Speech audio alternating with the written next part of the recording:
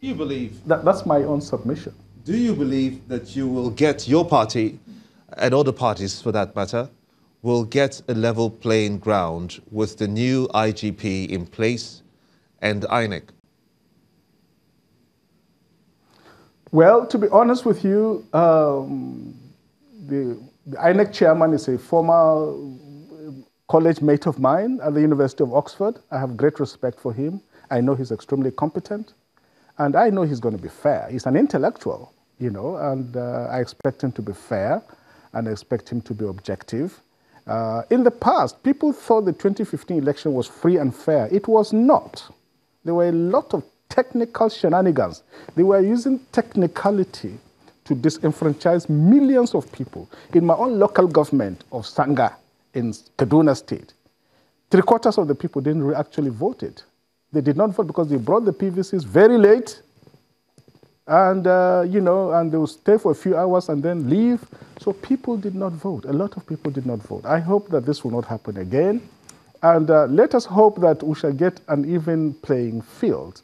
The ADC is the fastest growing party in Africa, and it represents something new. It represents something fresh. And I must say, Chamberlain, some of us have been very disappointed that there seems to be a kind of media blackout. I don't know what people are afraid of. Is it because of our debating prowess? I don't understand it.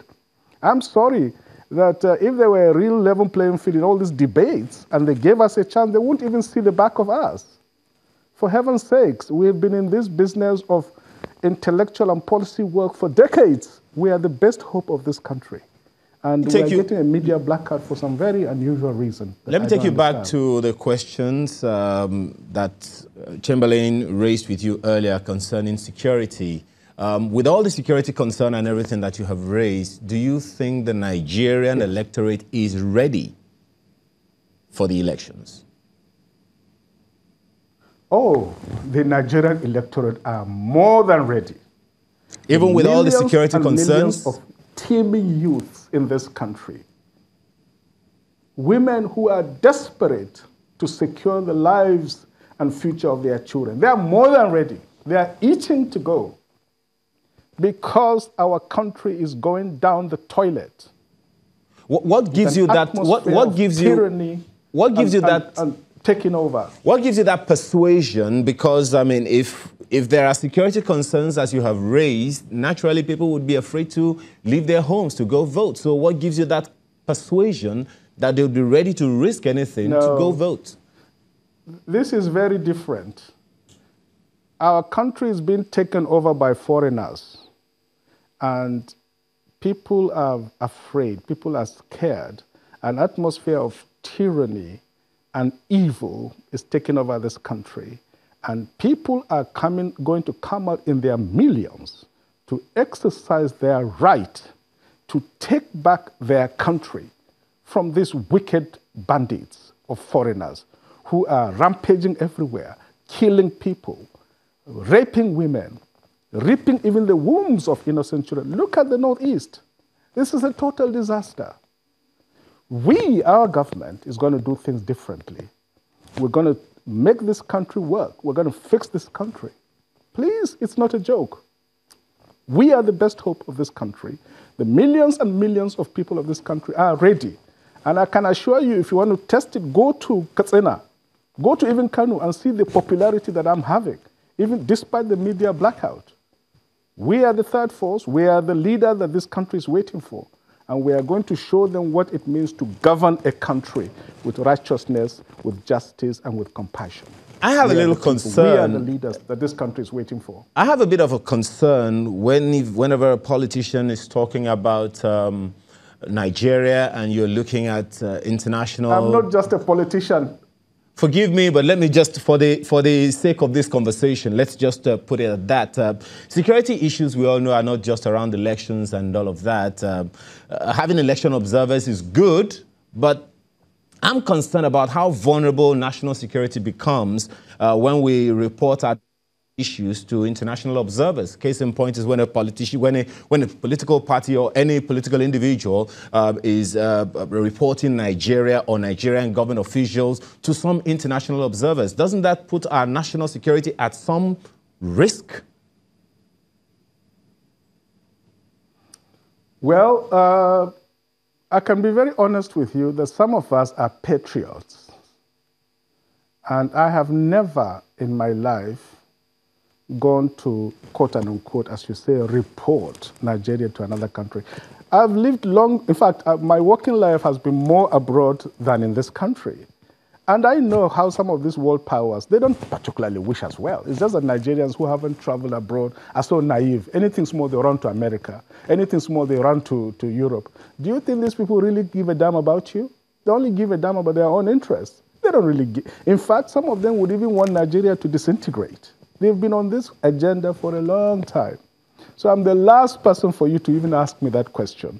I don't believe that we should report our country to outside. We should, we should handle our own problems. We should fix our country and make our country work. But having said this, there are legitimate legal institutions outside this country. The International Criminal Court in The Hague, the United Nations Security Council. There are areas whereby the institutions of international morality and international law and ethics require that those who feel that their lives are in danger have a duty to report to those institutions within the legal framework of what is needed to be done so that they can engage properly with the authorities. I must say I've never done that. I don't think it has come to that stage yet. But, we are sufficiently enlightened to know that this is what is required if push comes to shove. But at the same time, I have to say that this country is going into military tyranny. This is what we are facing now. It is military tyranny, like the type we had in 1983, 84. They are bringing back military dictatorship. We hate it. We despise it. They must remove this atmosphere of fear and intimidation. It is going to serve them no purpose. Lifer, if I could take a look at they need to understand that. The elections now and security. We know that INEC, they spoke about this particular clause, Section 29, sub 3 of the Electoral Act as amended, which we could see that they have a huge role to play in terms of how security personnel are deployed. They say here, some part of it, that they will assign the security agencies in the manner determined by the Commission in consultation with the relevant security agencies. Now, are you optimistic that as we head to these elections, that the way security personnel will be deployed will be in accordance with the directives or as is highlighted in that Electoral Act, such that, one, we won't see cases of vote buying, intimidation of voters during polling, chasing away polling officers, not allowing people, relevant ones, in the collation center? Are you optimistic that all of this will be history? Well, that would be very, very highly optimistic. But, Shambali, let's face it, the security agencies are also Nigerians. And I can tell you, I've traveled to every nook and cranny of this country. It's a great country, great nation, wonderful people. Nigerians can be very generous in spirit. And even security agencies can, refuse to take certain orders if they know that these orders are A, illegal, and 2, they're unpatriotic. So I put my trust in the Nigerian people, including the Nigerians and the patriots who are manning the security agencies. Let us be hopeful that the right things will be done and that, everyone will do their task with patriotism and a sense of responsibility.